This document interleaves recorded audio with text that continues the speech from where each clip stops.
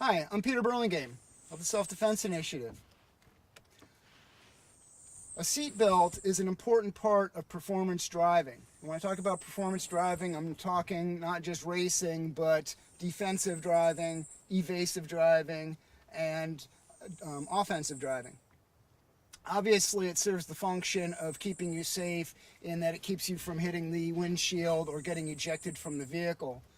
But it also serves a vital role of keeping you in your seat during extreme maneuvers. Now, whether that's a high-speed corner when you're doing some performance driving, or you're going off-road suddenly because you have to avoid an accident and you have to go up into somebody's yard, or you're doing some evasive driving, whatever the situation, if you find yourself in a vehicle that's moving rapidly and you're getting G-force loading sideways, the seatbelt can help keep you in your seat, which is kind of important if you want to be able to stay in control of the vehicle.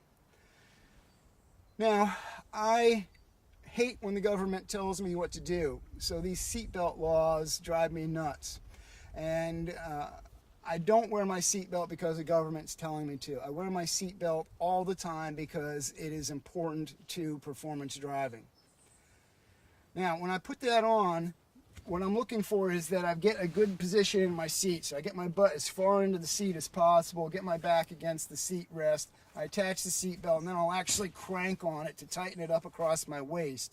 So that will keep me in place. A lot of people will say, well, it's kind of a pain to get in and out of the vehicle all the time. And the typical person will use his right hand, being right-handed, to get themselves out of the seatbelt.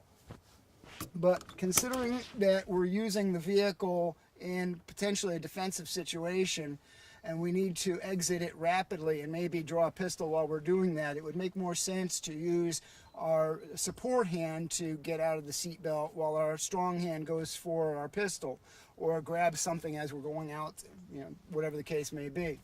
So the proper way of exiting the vehicle is to get your left hand between the seatbelt and your body, straighten your fingers and dive for the button release, and then go to the door latch. And you can see that clears me of the seatbelt.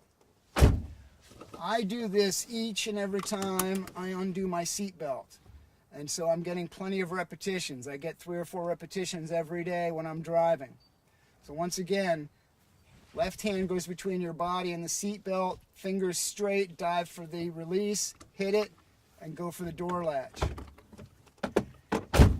That allows us, our right hand, to be free to draw our pistol if necessary, or to grab something, maybe a briefcase or something that is vital that we need to get out of the vehicle with us. Now, obviously, I'd prefer to drive out of trouble, but sometimes that's just not possible. So for some reason, I'm stuck. I need to exit the vehicle. It's a defensive situation. I get my left hand between my body and the seatbelt, straighten the fingers, dive for the button. As soon as that releases, I lean forward. I clear my shirt with my strong hand, access my pistol. Now, I have to be careful I don't cross my legs with the muzzle, so I'm going to come up over the steering wheel. Left hand goes for the door latch, and I'm out of the vehicle with a two-handed grip on my pistol.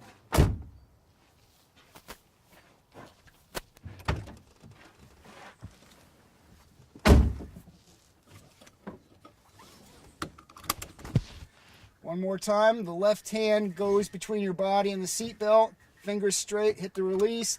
At that point, you can lean forward, access your pistol, come over the seatbelt, over the steering wheel, left hand goes for the door latch, and you're out.